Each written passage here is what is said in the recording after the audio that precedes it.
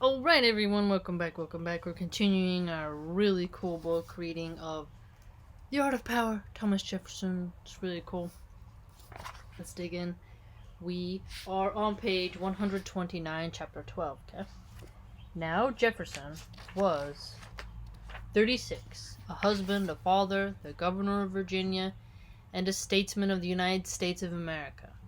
Jefferson's 2-year tenure as governor would be consumed with the threat and then the reality of British invasion. Up until this point, military concerns in Virginia had centered on threats by proxy. Okay, notice this. Threats by proxy. Indians, slaves, not direct danger from the full force of the British troops. Okay, notice this. So there's proxy wars, right? Sometimes things are not as direct. You could definitely say we have an insurrection going on right now. The war in Virginia had been real, but still somehow abstract, more theoretical than tangible from the time of Dunmore to 1779-81. That had changed not long before Jefferson took office. Georgia had collapsed after the British attack Savannah. South Carolina was next for the British troops.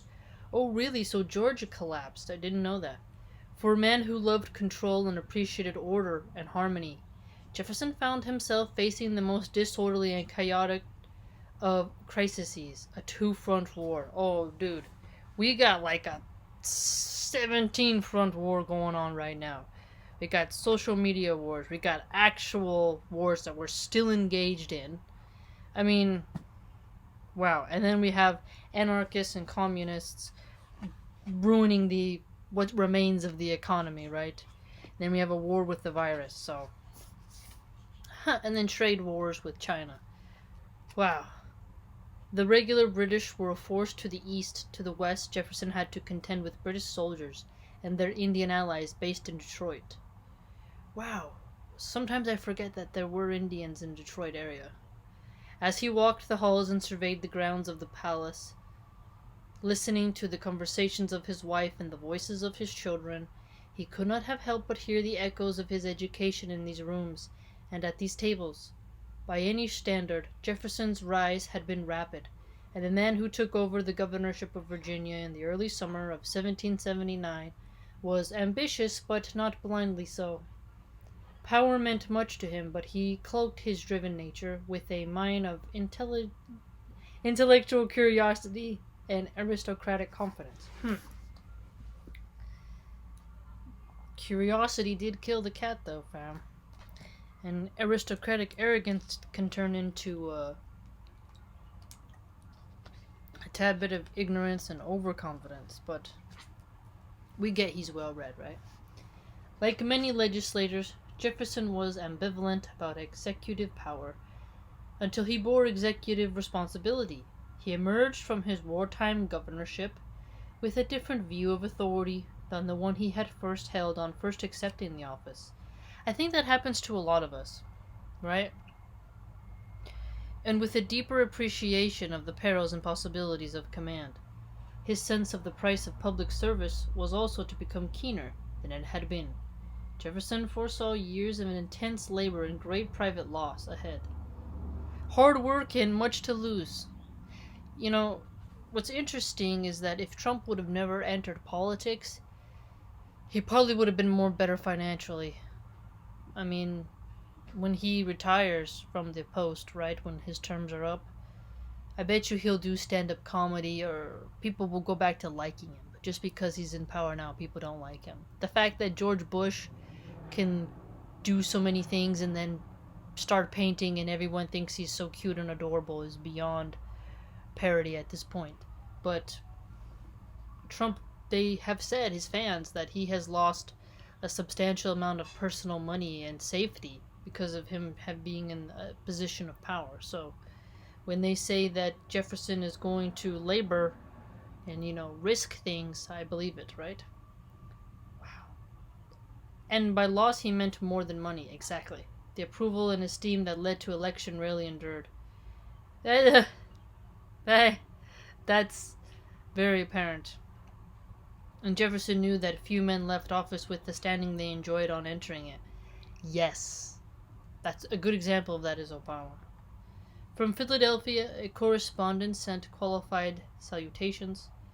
I will not congratulate you, but my country, on their choice of a chief magistrate, the writer told Jefferson. It will break in on your domestic plan, and you'll find a troublesome office during the war. Jefferson would indeed. A trouble office during war.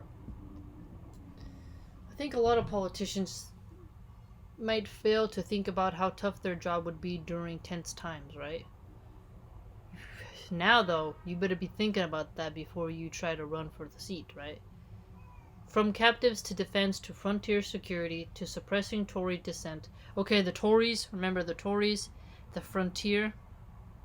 Governor Jefferson proved himself capable of making difficult, even harsh decisions. So capable of making difficult and harsh decisions. Today they'd call you fascist if you've made some harsh decisions, right? The capture of Henry Hamilton, the Irish-born British commander of Fort Detroit, offered one such case, reputed to have given bounties to Indians for white scalps, hence his nickname, the Hair-Buyer General.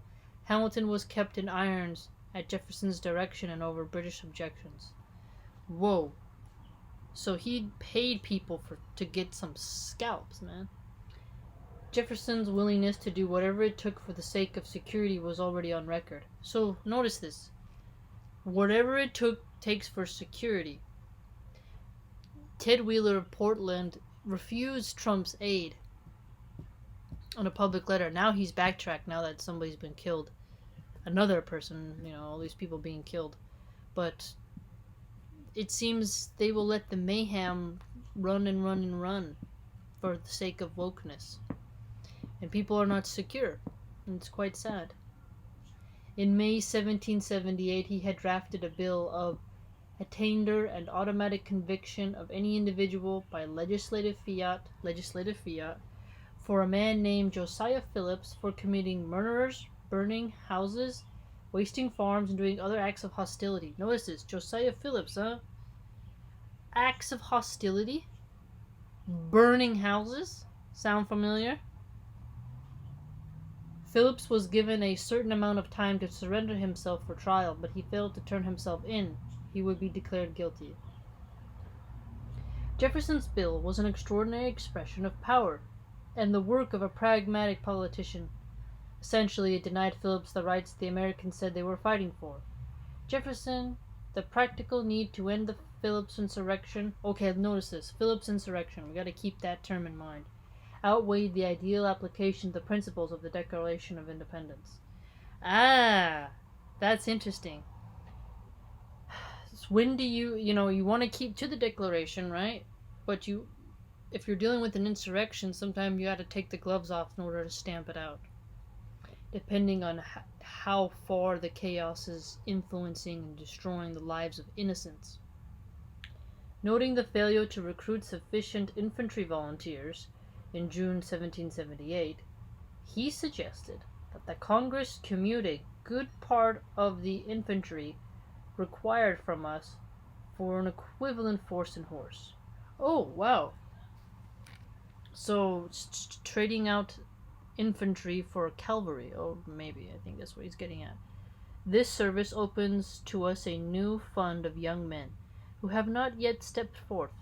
I mean those whose indolence or education has unfitted them for foot service. As governor, he also lamented the state of Virginia's navy, noting that his shipbuilding effort had been unsuccessful beyond all my fears. That would be really tough to really build that up, man. A navy. I've been thinking a lot about the different designs and ships and stuff from that time period. Been looking at a lot of ship posts. That sounds like I'm saying shit posts, which means something else. Ship posts. And the dimensions of the sails, how many there are, the just shape of the boat and all that, it really makes a difference. I would not want that responsibility of building up a navy. That'd be very hard. But it is my opinion we should still persevere in spite of disappointment, for this plain reason that we can never be otherwise defended. Okay, so he's looking at it practically. That's true, like he said. You need to defend your ports. He had made a point of touring Virginia's gunnery east of Fredericksburg. Virginia's gunnery. Wow.